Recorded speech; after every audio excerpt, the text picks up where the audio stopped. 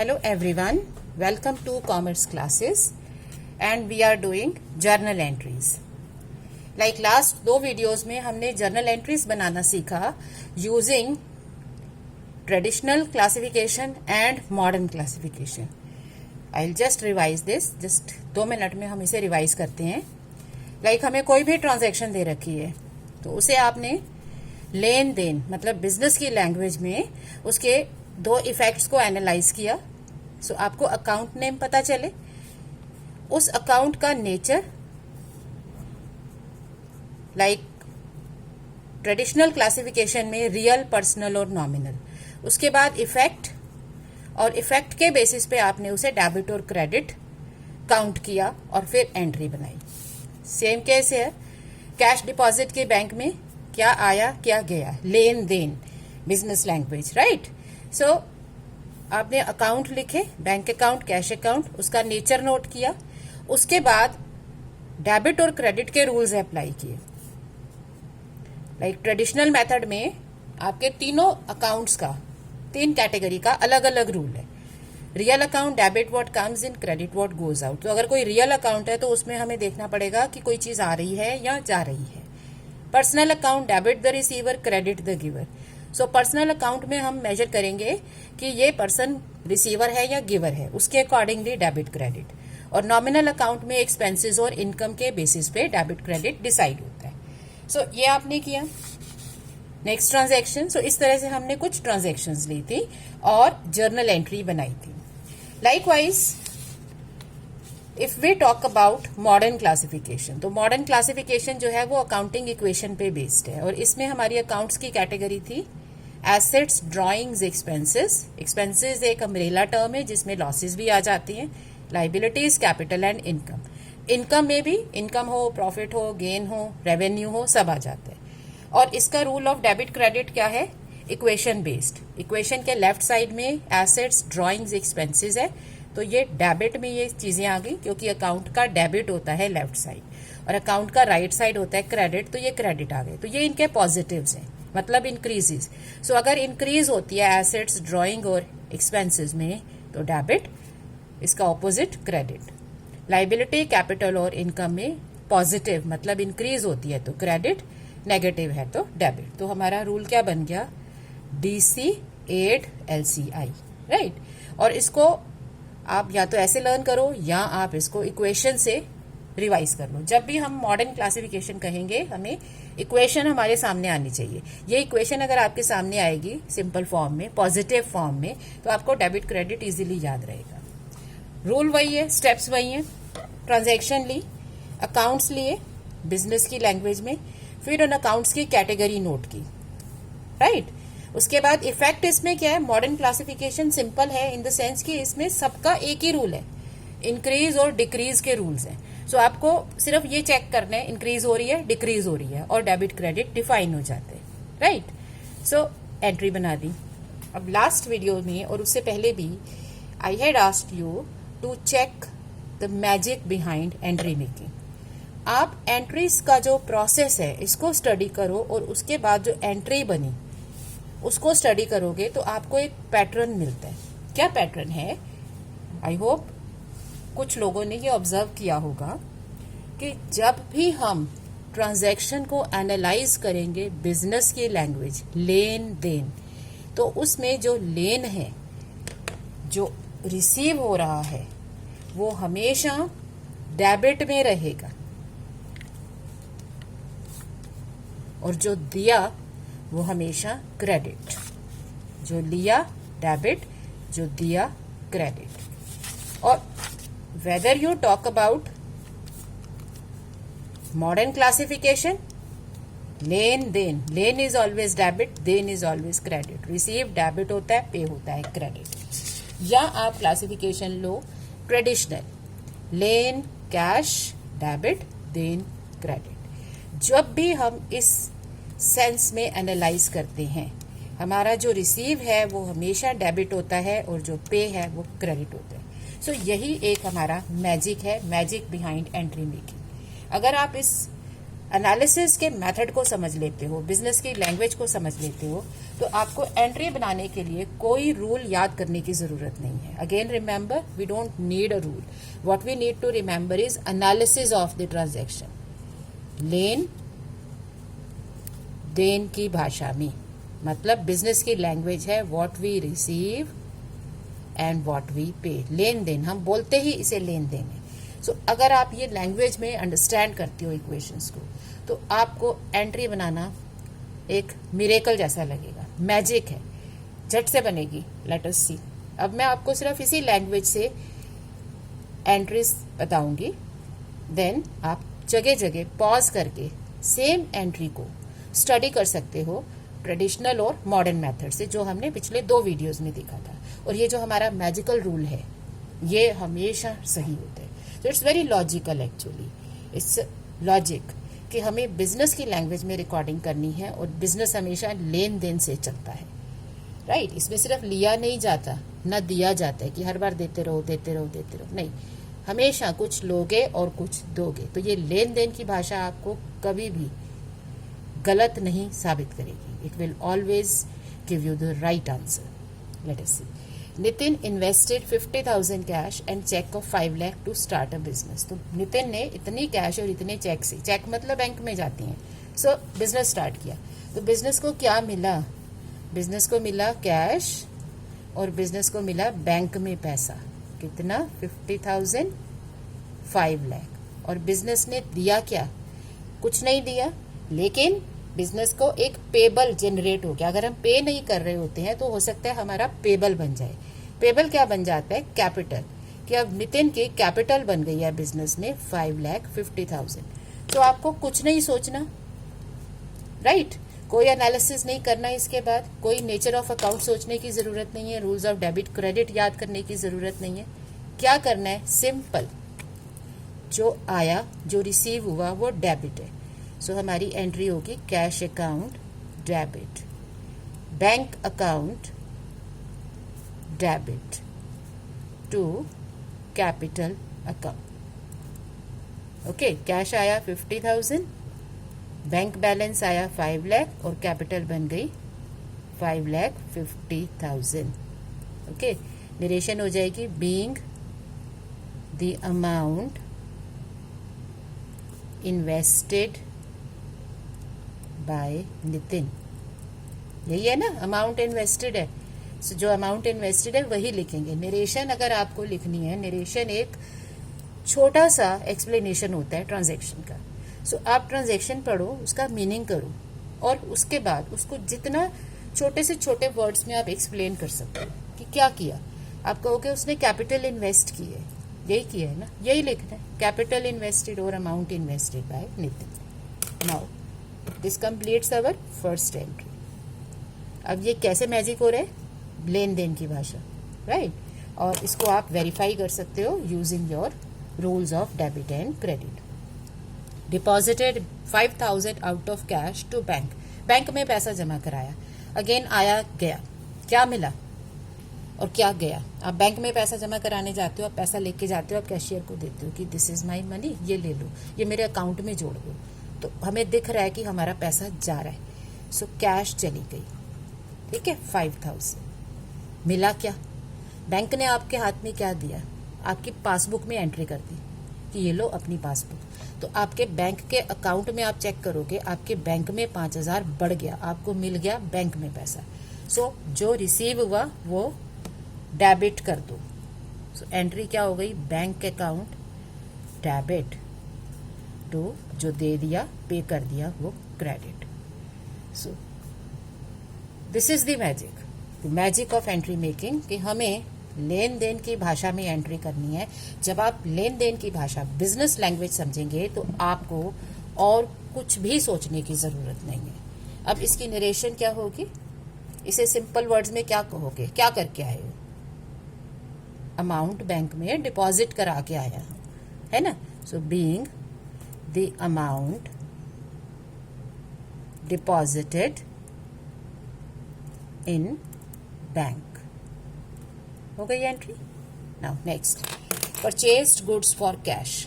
Goods cash के बदले में परचेज किए. क्या मिला? गुड्स। तो जब हम गुड्स को रिकॉर्ड करते हैं उसके लिए हमारा अकाउंट क्या होता है? Purchase sale. या परचेज हो रही है या सेल हो रही है। और गया क्या? कैश। सिंपल। सो जो आया वो debit. Purchases account debit to cash account 5000। इसकी नरेशन क्या होगी? Being the goods purchased for cash. Cash के बदले में गुड्स खरीदी। Next, purchased building and paid by cheque. तो क्या किया? बिल्डिंग खरीदी। अब बिल्डिंग आपकी एक एसेट होती है। बिल्डिंग खरीदी तो मिला क्या और दिया क्या?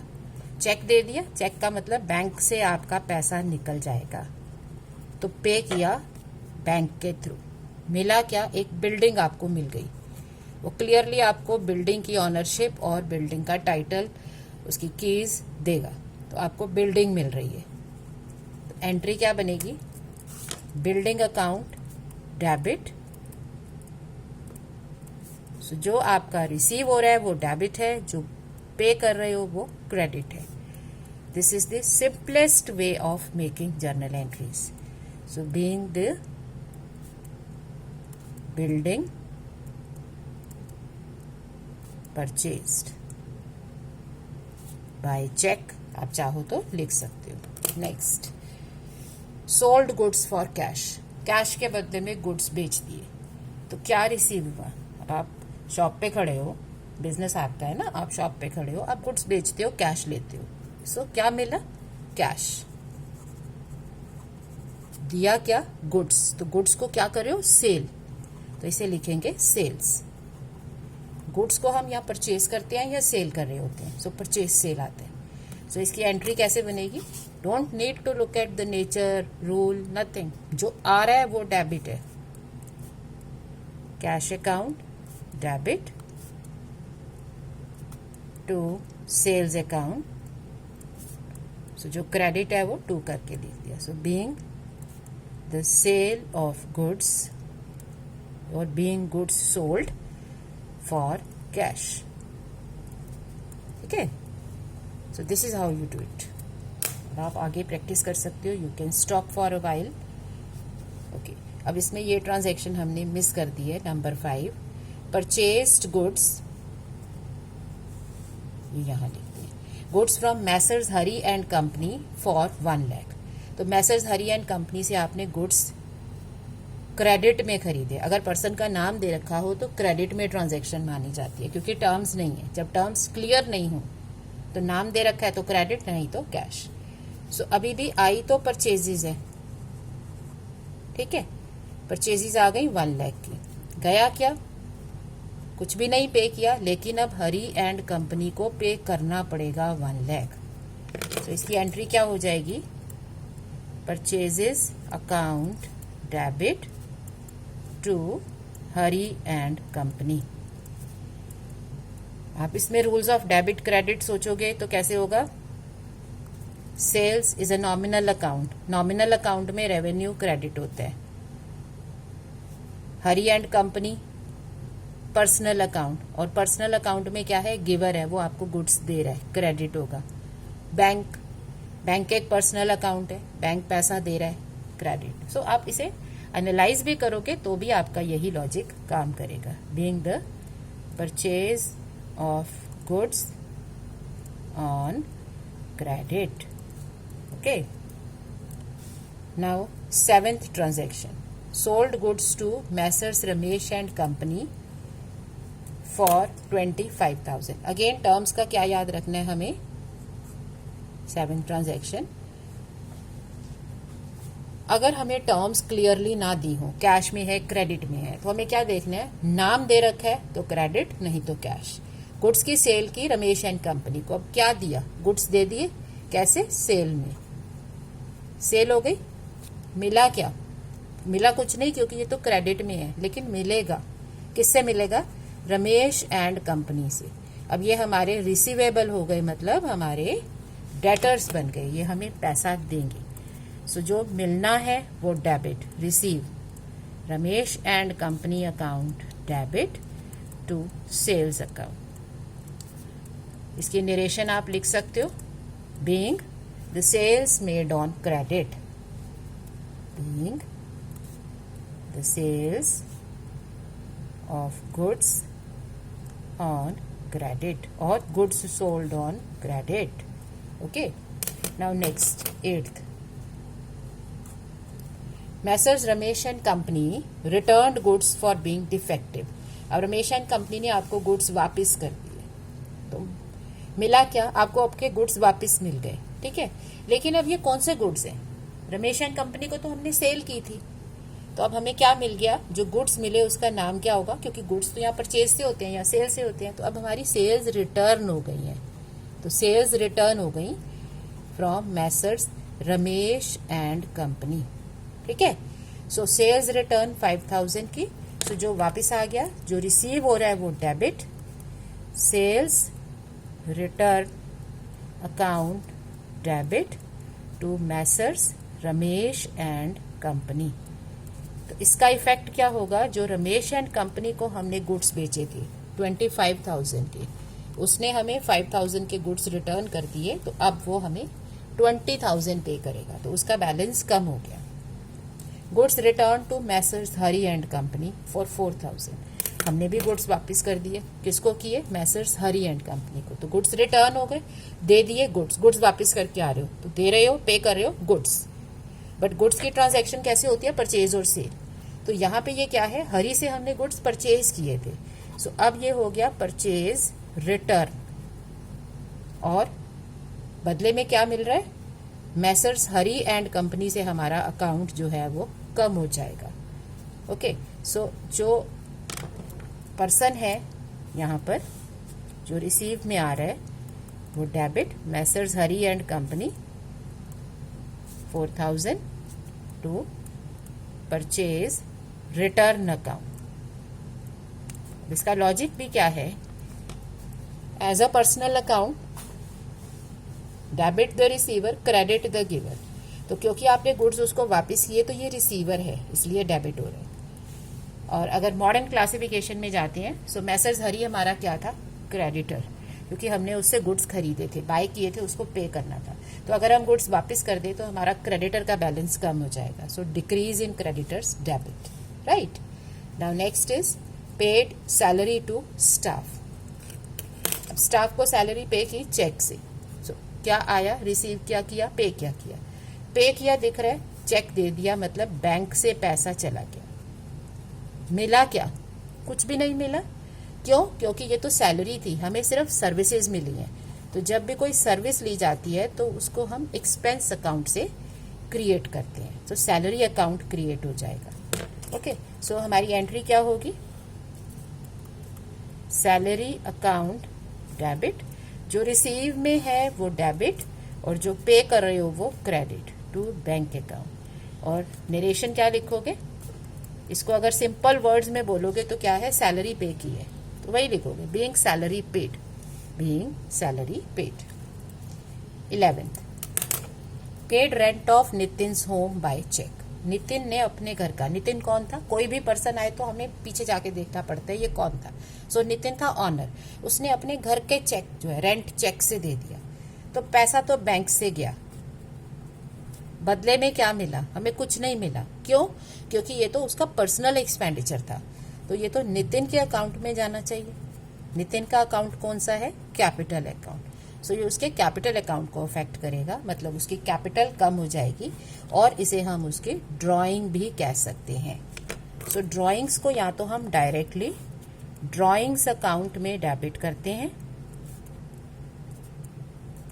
टू बैंक अकाउंट, या कैपिटल अकाउंट में डेबिट कर देते हैं, तो सीधे कैपिटल में कम कर दो, या क्या है, आप ड्राइंग्स को कलेक्ट करते रहो और at the end of the year drawings capital के अगेंस्ट कैंसिल कर देते हैं to find out the final capital balance. So इस तरह से हमने एनालाइज कैसे की ट्रांजैक्शंस बिजनेस की लैंग्वेज में, what do you receive and what do you pay, receive and pay, लेन देन। जब आप ऐसे एनालाइज करते हो तो एंट्री मेकिंग जो है वो बहुत इजी है, मैजिकली आपका डेबिट क्रेडिट आता जाएगा और टाइम स्पेंड करने की बिल्कुल ज़रूरत नहीं है, it will save a lot of time. Now let us go further. अब यहाँ पे आपका क्या है, क्योंकि आपका पेज फिनिश हो रहा है तो यहाँ हम कास्टिंग करेंगे।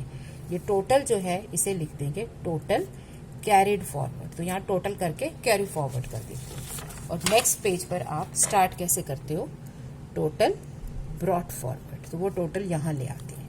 इससे क्या है, एंड तक हमारा डेबिट क्रेडिट मैच होता रहता है।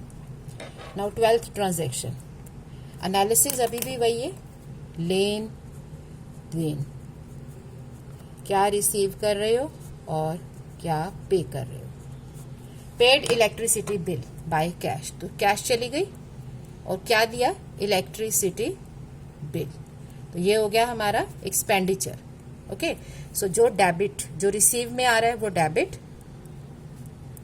Electricity charges account debit to cash account 4000। Narration क्या होगी, being the payment of electricity bill और being electricity expenses paid by cash. Paid telephone charges, same, cash गई और मिला क्या, एक चार्ज मिल गया, एक एक्सपेंडिचर क्रिएट हो गया, टेलीफोन चार्ज। सो जो लेन में जो रिसीव में आ रहा है वो debit, so telephone charges account debit to cash account. Narration कैसे लिखोगे, same, being the payment of telephone charges.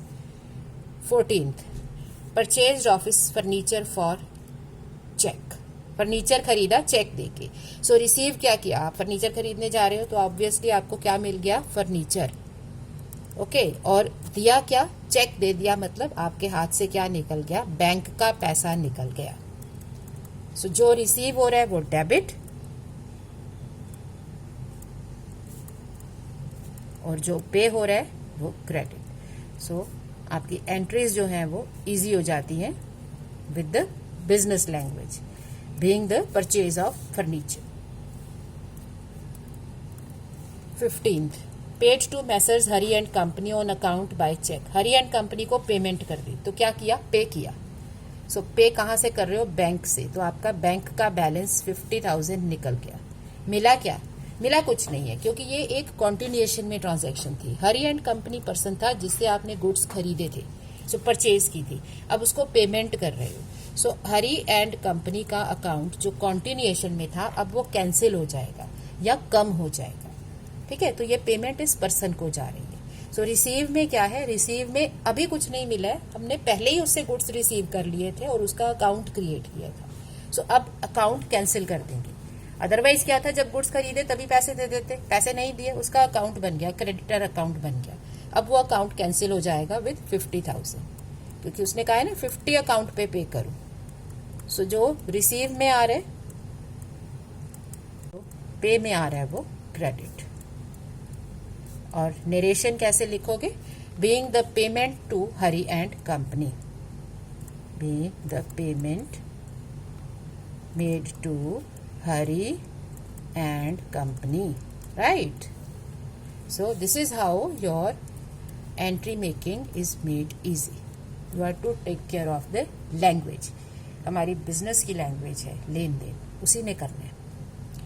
Now received 15,000 फ्रॉम messrs Ramesh and company. Again अब यहाँ पे पैसा मिल रहा है, तो क्या मिला, बैंक में पैसा आएगा 15,000।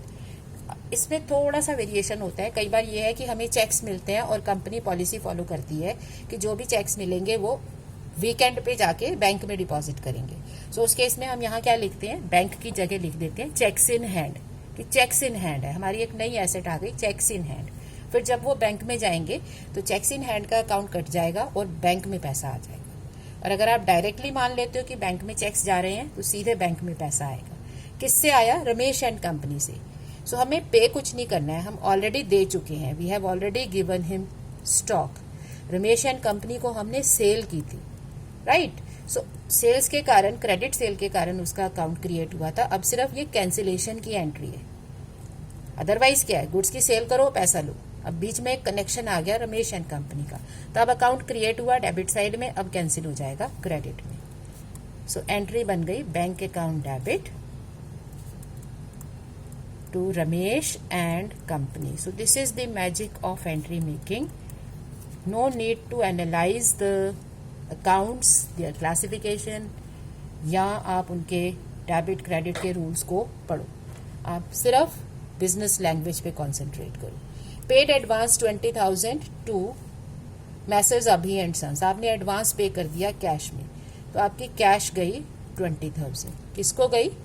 अभी एंड कंपनी. अभी एंड कंपनी कौन है? ये पहले कहीं नहीं था, क्योंकि वो कह रहा है एडवांस. इसका मतलब अब ये एडवांस है इनके नाम पे, तो लेटर ऑन हम इनसे कुछ खरीद लेंगे. सो ये कनेक्टेड अकाउंट है. लेटर ऑन जब आप उससे कुछ बाय करोगे तो आपको पैसा नहीं देना पड़ेगा.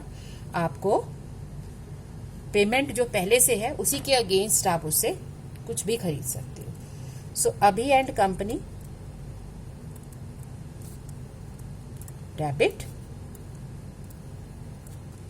To cash account 20,000. Narration, being the advance paid to Abhi and company, being the payment of advance. Paid for stationery, same. Cash चली गई, मिला क्या? स्टेशनरी मिल गई. स्टेशनरी भी एक तरह का चार्ज होता है, बिकॉज जो हम स्टेशनरी में सामान खरीदते हैं वो कोई एसेट नहीं है, राइट. आप अपनी कॉपीज खरीदते हो, पेन खरीदते हो, तो वो एज एन एसेट कोई ईयर आफ्टर ईयर कंटिन्यू नहीं हो रहा होता, वो यूज होता जाता है. So it is also a nominal account. So being the purchase of stationery, right. Nitin withdraws 10,000 for his household expenses by cash. Nitin ने पैसा निकाला. नितिन था ऑनर, तो बिजनेस से तो पैसा गया. We paid cash 10,000. बिजनेस को मिला क्या? कुछ नहीं. क्या मिला? नितिन की ड्रॉइंग्स बन गई. जब भी कुछ लेन देन में एक डिफरेंस होता है तो या तो एक नया अकाउंट क्रिएट हो रहा होता है या वो प्रॉफिट और लॉस होता है. तो ये प्रॉफिट लॉस तो नहीं है, ये तो एक नया अकाउंट क्रिएट हो गया कि उसकी ड्राइंग्स आ गई. So drawings account debit to cash account. अब अगर यही एंट्री आपको क्लासिफिकेशन ऑफ अकाउंट्स के बेसिस पे रूल्स के थ्रू करोगे, ड्राइंग मॉडर्न क्लासिफिकेशन में ड्राइंग्स कहाँ आती हैं? डेबिट साइड में, अकाउंटिंग इक्वेशन के अकॉर्डिंगली. तो ये डेबिट होते हैं. और कैश एक एसेट है, एसेट का नेगेटिव, ये जा रही है, क्रेडिट है. सो आप वैसे भी एनालाइज कर सकते हो या आप डायरेक्टली इस मैजिकल फॉर्मूले से एंट्री कर सकते हो. बोरोड 50,000 फ्रॉम करीम. करीम से पैसा उधार ले लिया, तो बिजनेस को तो कैश मिल गई भाई. 50,000 कैश आ गई आपके पास. पे क्या कर रहे हो? We are not giving anything. इसके बदले में करीम को कुछ नहीं दे रहे. तो क्या हो रहा है? क्या कभी देंगे? यस, हमें देना तो पड़ेगा. अभी तक ऐसी कोई ट्रांजैक्शन नहीं आई कि जब दोनों में डिफरेंस हो और हमारा प्रॉफिट और लॉस हो. ठीक है. सो अब आपको करीम का लोन पे करना पड़ेगा. Okay. So cash account debit to Kareem's loan account 50,000. Being the amount borrowed. Amount borrow किया है ना. आपको अगर इसे सिंपल वर्ड्स में बोलना है, क्या किया? आप कहोगे लोन ले लिया या बोरोइंग कर ली, वही लिखोगे. Being the amount borrowed from Kareem. Received bank interest. Bank interest मिला. क्या मिला?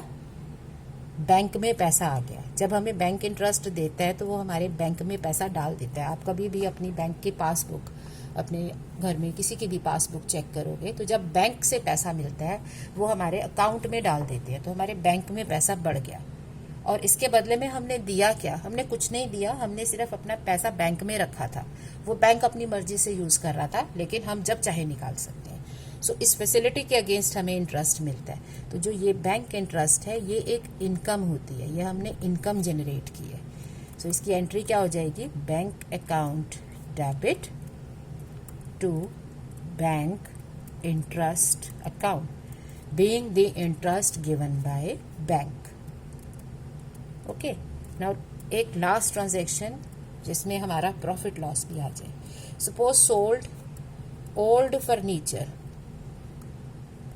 of 700 rupees for 500. आपने फर्नीचर बेच दिया. पुराना फर्नीचर 700 का था, लेकिन आपको मिला सिर्फ 500. तो हमें क्या मिला? कैश मिल गई 500. दिया क्या? फर्नीचर. कितने का? 700। अब डिफरेंस आ रहा है दोनों में क्योंकि अमाउंट्स क्लियरली दे रखी है। अब ये डिफरेंस क्या है? आप लॉजिकली सोचो, अगर आप 700 की चीज 500 में बेचते हो तो आपको क्या हो जाता है? लॉस। ये 200 आपका क्या है? लॉस। डेबिट साइड के जो बैलेंसेस होते हैं वो लॉस भी होते हैं। सो आपकी एंट्री क्या बनेगी? Cash account debit 500, loss on sale of furniture. Account names बहुत इजी होते हैं, जो है वही लिखना है, कोई आपको कुछ डिफरेंट अलग से उठा के नहीं लाना है। जो है loss on sale of furniture है वही लिखोगे, 200 to furniture account 700। So this is how we pass entries. यही लॉजिक है, यही मैजिक है एंट्री मेकिंग का, कि हमें लंबे लंबे प्रोसीजर को गुड बाय कहना है और हमें क्या याद रखना है? Language of business, that is लेन देन की लैंग्वेज। व्हाट आई, लेन मतलब रिसीव एंड व्हाट आई पे। जो मुझे लेना है, जो मुझे मिल रहा है वो डेबिट है, और जो मुझे देना है वो क्रेडिट है। सो जो जाएगा वो क्रेडिट, जो मिलेगा वो डेबिट। ये एनालिसिस बहुत इंपॉर्टेंट है। I hope this make sense to you. So you can practice further questions. आप वो क्वेश्चंस इसकी प्रैक्टिस करना to understand the procedure. Thank you.